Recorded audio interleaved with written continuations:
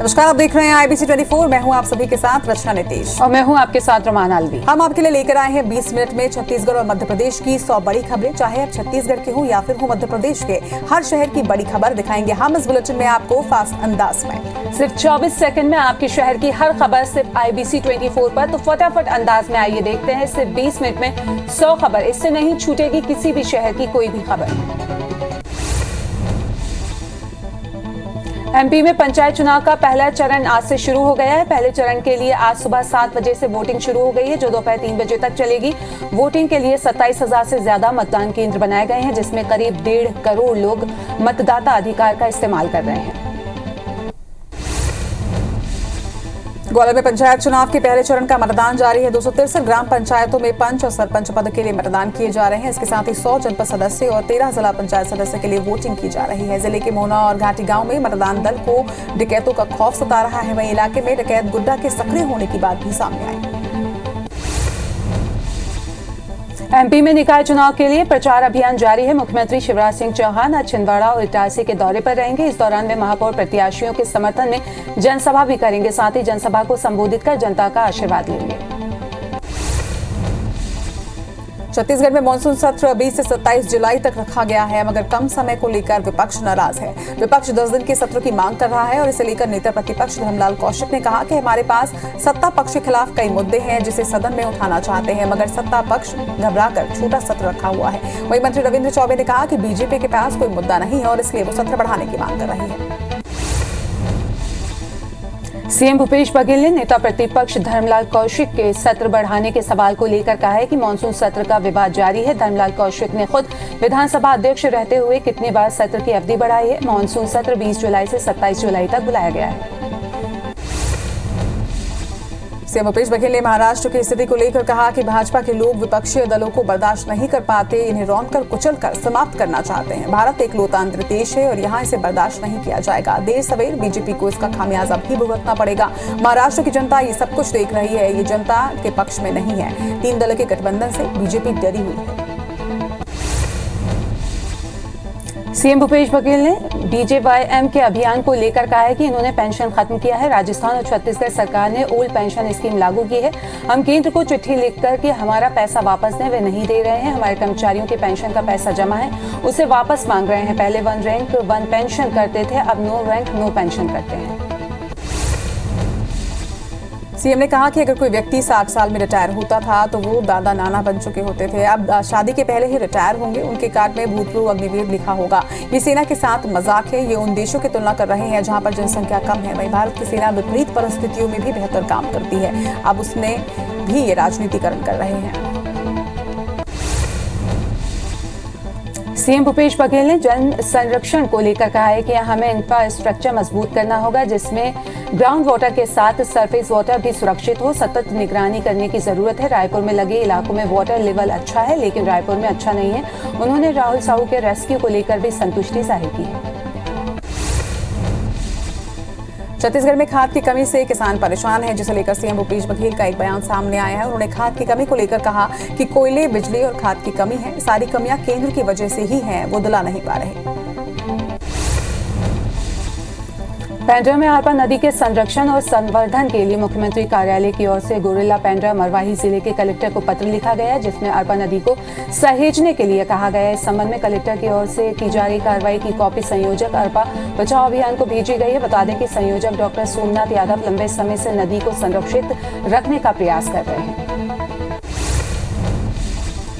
समय सीमा पर काम पूरा नहीं किए जाने को लेकर बस्तर कलेक्टर ने सिंचाई विभाग के अधिकारियों को जमकर फटकार लगाई। इसके साथ ही उन्होंने क्रीडा मिशन पर काम की रफ्तार धीमी होने पर नाराजगी जताई है। कलेक्टर ने इसे लेकर लोक निर्माण विभाग के कार्यपालन अभियंता को भी काम में तेजी लाने के निर्देश दिए। निर्माण कार्य में चल रही सुस्त रवैये को लेकर कलेक्टर ने 2 अधिकारियों को नोटिस भी जारी किया है। मध्य प्रदेश में स्कूल शिक्षा विभाग ने 3 कैडर खत्म कर दिए हैं। विभाग ने डाइट, CTE और SIART परीक्षार्थियों को कैडर खत्म किया है। इस कैडर के व्याख्यान और सभी अधिकारी स्कूल शिक्षा विभाग के कैडर में शामिल होंगे। अगस्त 2011 में टीचर्स ट्रेनिंग संस्थाओं के लिए अलग से कैडर बनाए गए थे। रायपुर कलेक्टर सौरभ कुमार के निर्देश पर अधिकारियों ने जिले के 7 कृषि केंद्रों पर छापेमारी की और एक दुकान को सील भी कर दिया है। बाकी के 6 कृषि और बीज भंडारों को अनियमितता मिलने पर नोटिस जारी किया गया है। नोटिस का जवाब भी 3 दिन के अंदर ही मांगा गया। जिले के उप संचालक कृषि आर.के. कश्यप ने यह बताया कि 7 कृषि केंद्रों की जांच के लिए फ्लाइंग स्क्वाड टीम बनाकर भेजी गई थी। भोपाल रेल मंडल से चलने वाली 8 ट्रेनें रद्द कर दी गई हैं। सभी ट्रेनों को 15 दिन के लिए कैंसिल किया गया है। छत्तीसगढ़ की तरफ से आने जाने वाली ट्रेनें कैंसिल हो रही हैं। पावर प्लांट के लिए कोयले की सप्लाई के चलते इन ट्रेनों को रद्द किया गया है।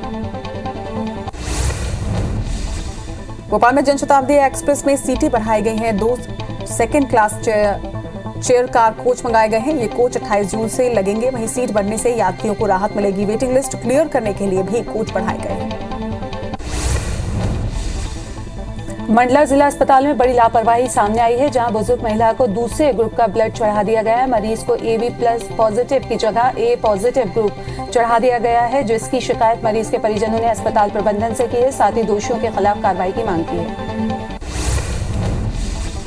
छत्तीसगढ़ में कोरोना के नए मामले तेजी से बढ़ रहे हैं। प्रदेश में 24 घंटे के अंदर कोरोना के 82 नए मरीजों की पहचान की गई, जिससे सबसे ज्यादा मरीज राजधानी रायपुर में ही सामने आए हैं। रायपुर में 32 और सरगुजा में 10 मरीज की पुष्टि की गई, जबकि 71 मरीज स्वस्थ भी हुए हैं, जिसके बाद एक्टिव मरीजों की संख्या 643 पर है। तो वहीं रायपुर में 173 और दुर्ग में 82 मरीजों का इलाज इस वक्त जारी है। दूसरे राज्यों की तरह एमपी में भी कोरोना के मामले लगातार बढ़ रहे हैं। राजधानी भोपाल में 24 घंटे के अंदर कोरोना के 11 नए मरीजों की पुष्टि हुई है। वहीं इंदौर में कोरोना के 13 नए मरीज मिले हैं। भोपाल में एक्टिव मरीजों की संख्या 145 है। इंदौर में 166 है, जिनका इलाज चल रहा है। जांजगीर चांपा के बिर्रा इलाके में 3 दिन से लापता एक युवती की लाश मिली है। पुलिस के मुताबिक युवती की हत्या कर लाश को तालाब में फेंका गया। युवती की लाश 2 बड़े पत्थरों के साथ बंधी हुई मिली। फिलहाल पुलिस ने शव को कब्जे में लेकर मामले की जांच शुरू कर दी है। कबीरधाम जिले के दुल्लापुर बाजार गांव में 40 साल की महिला की लाश मिली है। महिला घर में अकेली रहती थी। शुरुआती जांच में सिर पर वार कर हत्या की बात सामने आई है। घटना की सूचना पर पुलिस की टीम मौके पर पहुंची और शव को पोस्टमार्टम के लिए परिजनों को सौंप दिया है। फिलहाल पुलिस मामले की जांच में जुट गई है। बेमेतरा जिले के बहेरघाट गांव में एक व्यक्ति ने गले में ब्लेड चलाकर आत्महत्या का प्रयास किया। बाद में घायल अवस्था में एक युवक को मेकाहारा रेफर किया गया है। फिलहाल युवक का इलाज जारी है। बताया जा रहा है कि युवक मानसिक रूप से बीमार था। वहीं पुलिस मामले की जांच में जुटी हुई है। इसके साथ ही युवक के परिचितों से भी पूछताछ की जा रही है। गुरला पेंड्रा मरवाही जिले में महिला से जानलेवा हमले के आरोप में फरार आरोपी को 3 महीने बाद पुलिस ने गिरफ्तार कर जेल भेज दिया है। वहीं आरोपी के पिता को पहले ही गिरफ्तार किया जा चुका था। दोनों आरोपियों पर प्राथमिकी की मां पर जानलेवा हमले करने का आरोप है। मामला दर्ज होने पर पुलिस ने एक आरोपी को गिरफ्तार किया, साथ ही दूसरे आरोपी को 3 महीने बाद अरेस्ट किया। मुरैना पुलिस ने अवैध हथियारों के साथ एक आरोपी को गिरफ्तार किया है। आरोपी के पास से 315 बोर की राइफल, एक पिस्टल और 10 जिंदा कारतूस बरामद किए गए। बताया जा रहा है कि आरोपी राजस्थान का रहने वाला है। वहीं पुलिस ने आरोपी के खिलाफ मामला दर्ज कर लिया है। अब मामला गिरौनी चंबल थाना क्षेत्र का बताया जा रहा है। कवर्धा के समनापुर गांव में पत्नी से मारपीट का मामला सामने आया है। पेशे से ग्राम पंचायत सचिव अपनी पत्नी को मारपीट कर आए दिन प्रताड़ित करता था, जिसकी शिकायत पीड़िता ने थाने में दर्ज कराई है। वहीं पुलिस ने आरोपी पति को गिरफ्तार कर लिया है। आरोपी पर अप्राकृतिक करने का भी आरोप लगाया है, जिसके चलते धारा 377 लगाई गई है। बिलासपुर सड़क किनारे खड़ी गाड़ियों से डीजल चोरी करने वाला एक गिरोह पुलिस के हत्थे चढ़ा है। लगातार शिकायत मिलने के बाद पुलिस ने गिरोह के मास्टरमाइंड सहित 8 आरोपियों को गिरफ्तार किया है। आरोपियों से 2000 लीटर चोरी का डीजल और 2 वाहन भी जब्त किया गया। वहीं डीजल माफिया कार्रवाई से बचने के लिए पुलिस की गाड़ी को टक्कर मारकर भागने के फिराक में था। बालोद में हाथियों ने जमकर उत्पात मचाया है। 24 हाथियों का दल गुरूर वन परिक्षेत्र में मौजूद है, जिन्होंने गन्ने की फसल को नुकसान पहुंचाया है। वहीं वन विभाग ने आसपास के 10 गांव में अलर्ट जारी किया है। साथ ही ग्रामीणों को हाथियों से दूर रहने की सलाह दी है। ग्वाला में पत्नी को प्रताड़ित कर आत्महत्या के लिए उकसाने के आरोप में पुलिस ने कार्रवाई करते हुए आरोपी पति को गिरफ्तार कर लिया है। पति की दूसरी औरत के संबंध होने की जानकारी लगने पर उसने विरोध किया, जिस पर आरोपी पति ने मारपीट की घटना को अंजाम दिया और लगातार प्रताड़ना से तंग आकर 2018 को महिला ने खुदकुशी कर ली थी। जांजगीर चांपा की नवागढ़ पुलिस ने अवैध शराब को लेकर कार्रवाई की। पुलिस ने 50 लीटर महुआ शराब के साथ आरोपी संतोष कोसले को गिरफ्तार किया है। दरअसल पुलिस को मुखबिर से सूचना मिली थी कि आरोपी केरा गांव से अवैध रूप से महुआ बेचने के लिए फिराक में है। तभी पुलिस ने दबिश दी और आरोपी को अवैध शराब के साथ पकड़ लिया। कोरिया में सफेद भालू देखा गया है। चिरमिरी के टेंगनी जंगल क्षेत्र में सफेद भालू नजर आया, जिसका चिरमिरी बैकुंठपुर मार्ग पर चल रहे राहगीरों ने वीडियो भी बनाया, जो कि सोशल मीडिया पर अब तेजी से वायरल हो रहा है। एमपी से गोरिल्ला पहुंचे 2 हाथियों के दल ने गंगापुर में 2 घरों को नुकसान पहुंचाया है। इस दौरान दीवार गिरने से एक महिला घायल भी हो गई है, जिसे जिला अस्पताल में भर्ती कराया गया है। फिलहाल वन अमला हाथियों की मूवमेंट पर नजर रखे हुए है। वन विभाग के मुताबिक हाथी गोरिल्ला से मरवाही रेंज की ओर रवाना हो गए हैं। कोंडागांव पुलिस अधीक्षक दिव्यांग पटेल के निर्देश पर जिला में नशे से आजादी पखवाड़ा आयोजित कर गांजा पर लगातार कार्रवाई की जा रही है। मुखबिर की सूचना पर बोरेगांव के मध्य स्थित शिव मंदिर के पास एक कार की तलाशी लेने पर 107 किलो गांजा बरामद हुआ है, जिसकी कीमत लगभग 5 लाख रुपए बताई जा रही है। वहीं एक आरोपी को भी इस मामले में गिरफ्तार किया गया। ग्वालियर में फायरिंग करते बदमाश का वीडियो सोशल मीडिया पे वायरल हो रहा है। वीडियो में करीब 6 बदमाश एक घर को निशाना बनाते हुए फायरिंग और पत्थर फेंकते हुए दिख रहे हैं। ये वायरल वीडियो माधवगंज थाना क्षेत्र के पीतमपुर कॉलोनी का है। प्लॉट के सामने गाड़ी रखने को विवाद हुआ था, जिसके बाद बदमाशों ने फायरिंग कर दी। पीड़िता ने इसकी शिकायत थाने में दर्ज कराई है। मानव प्रतापपुर के एक होटल में शॉर्ट सर्किट की वजह से अचानक आग लग गई, जहां पर आग की लपटें उठती दिखाई देने पर तत्काल फायर ब्रिगेड को बुलाया गया। मौके पर पहुंची फायर ब्रिगेड और पुलिस बल ने कड़ी मशक्कत के बाद आग पर काबू पाया। होटल में रखे किचन का सामान जलकर इससे खाक हो गया है, जिससे काफी नुकसान होना बताया जा रहा है। जांजगीर चांपा के अमझर गांव में खनिज विभाग की टीम ने अवैध कोल डिपो से 850 टन कोयला जब्त किया है। जब्त कोयले की कीमत 40 लाख रुपए बताई जा रही है। कोयले के अलावा एक जेसीबी और 5 ट्रेलर भी जब्त किए हैं, जिसे लेकर चंपा थाने में 2 लोगों के खिलाफ केस दर्ज किया गया है। जांजगीर चांपा जिले के मौदा अमझर गांव में अवैध रूप से भंडारित 850 टन कोयला को जब्त किया गया। खनिज विभाग की टीम ने एक जेसीबी 5 ट्रेलर वाहन को जब्त भी किया है। वहीं जब्त कोयले की कीमत लगभग 40 लाख रुपए आंकी जा रही है। मामले में चांपा पुलिस ने 2 लोगों के खिलाफ एफआईआर दर्ज की है। वहीं कलेक्टर जितेंद्र शुक्ला के निर्देश पर खनिज विभाग की टीम ने ये कार्रवाई की। धमतरी कलेक्ट्रेट और आसपास के सरकारी कार्यालयों में कार्यरत शिशुवती महिलाओं को अपने छोटे बच्चों को देखभाल और खान पान के लिए परेशानी नहीं होगी। इस महिलाओं की समस्याओं को देखते हुए कोरोना काल से बंद पड़े झूला घर को चालू करने के निर्देश कलेक्टर ने दिए हैं, जिससे शिशुवती महिलाएं कर्मचारियों को कार्य के दौरान किसी तरह की कोई समस्या न हो। राजधानी रायपुर में 12 नए स्वामी आत्मानंद स्कूल की घोषणा की गई है। वहीं शासन की ओर से स्वीकृत 76 नए आत्मानंद स्कूलों में से 12 राजधानी में ही होंगे। रायपुर से पहले से ही 9 स्कूल संचालित किए जा रहे हैं। इस तरह रायपुर जिले में अब 21 आत्मानंद स्कूल संचालित किए जाएंगे। यहाँ 1 जुलाई से छात्र एडमिशन ले सकेंगे, जहाँ पहली से 12वीं तक 60 सीटें निर्धारित की गई हैं। दक्षिण पश्चिम मानसून की रफ्तार धीमी हो गई है, जिससे बारिश नहीं हो रही है। इस वजह से एमपी के कई जिलों के तापमान में बढ़ोतरी दर्ज की गई है।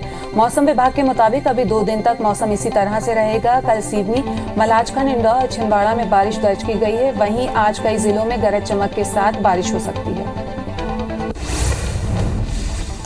धमतरी में एक बार फिर से सिटी बस जल्द चालू हो सकती है। निगम प्रशासन ने इसके लिए सरकार को एक पत्र लिखा है। निगम ने सरकार को पत्र लिखकर जल्द ही बंद सिटी बसों का संचालन करने की मांग रखी है। बता दें कि कोरोना काल के समय से ही सिटी बसें बंद पड़ी हुई हैं। वहीं बीते 2 साल से सिटी बस बंद होने से ही यात्रियों को काफी परेशानी हो रही है। अब फिर से सिटी बस संचालन से लोगों को राहत मिल सकती है। मुंगेली जिले में खुले बोर को बंद करने को लेकर जिला प्रशासन ने एक नई पहल की शुरुआत की है। कलेक्टर के निर्देश पर खुले बोर को बंद करने के लिए फोन नंबर जारी किया गया है, जिसमें खुले बोर के संबंध में सूचना देने वाले को जिला प्रशासन की ओर से सम्मानित भी किया जाएगा। अब तक मुंगेली जिला में 4 खुले बोर को बंद करने की कार्रवाई आमजनों की सूचना पर की जा चुकी है।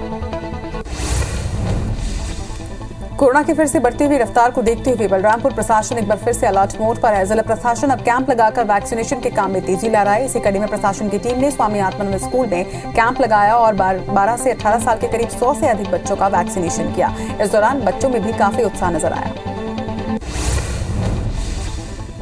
सरगुजा जिले में 15 दिनों में करीब 40 के कोरोना एक्टिव मरीज पाए गए, जिनमें से ज्यादातर लोगों में ओमिक्रॉन वेरिएंट भी सामने आया है। ऐसे में अब स्वास्थ्य विभाग खुद ये मान रहा है कि इसे लेकर लोगों में अलर्ट रहने की जरूरत है। खास बात यह है कि कोरोना वैक्सीन की रफ्तार भी तेज नहीं हो पा रही है, जिससे चिंता बढ़ी हुई है। इंदौर में वैक्सीन की डोज खराब होने के करीब पहुंच चुके हैं। शहर में 2500 से अधिक डोज तो सिर्फ एक दिन बाद एक्सपायर होने वाले हैं, तो वहीं स्टोर किए हुए 1,10,000 डोज से ज्यादा अगले 1 या 2 महीने में खराब हो जाएंगे। ऐसे में डोज को बचाने की कवायद में अब स्वास्थ्य विभाग घर घर पहुंचेगा और लोगों का वैक्सीन करेगा। देश में गहराते कोल संकट और बढ़ती बिजली की डिमांड के लिए अब SECL कोल प्रोडक्शन के साथ पावर भी जनरेट करेगा। SECL ने प्लांट के तहत खुद का पावर प्लांट स्थापित करने की दिशा में पहल की है। 660 मेगावाट के इस पहले पावर प्लांट प्रोजेक्ट के लिए SECL और MP पावर जनरेटिंग कंपनी के बीच MOU भी साइन किया गया है। कोल इंडिया की किसी कंपनी का वह खुद का पहला पावर प्लांट होगा। इंडियन रेलवे अपनी बरसों पुरानी समस्याओं को सुलझाने के लिए स्टार्टअप की मदद लेने जा रहा है। रेल मंत्रालय ने ट्रेन ऑपरेशन से जुड़ी 11 समस्याएं एक पोर्टल के जरिए देश के सामने रखी, जिसे सुलझाने के लिए रेलवे ने स्टार्टअप कंपनियों से आवेदन मांगा है। भोपाल में गैस पीड़ितों के अस्पताल BMHRC में केंद्रीय स्वास्थ्य मंत्री के दौरे के बाद जब व्यवस्थाओं को बढ़ाया जा रहा है, इसी कड़ी में अस्पताल के रेडियोलॉजी विभाग में वस्कुलर क्लिनिक को शुरू किया गया है, जहां लेजर तकनीक से नसों से जुड़ी बीमारी वेरिकोज वेन्स का इलाज किया जाएगा। क्लिनिक में रेडियोलॉजी विभाग में सीनियर डॉक्टर्स मरीजों को परामर्श भी देंगे।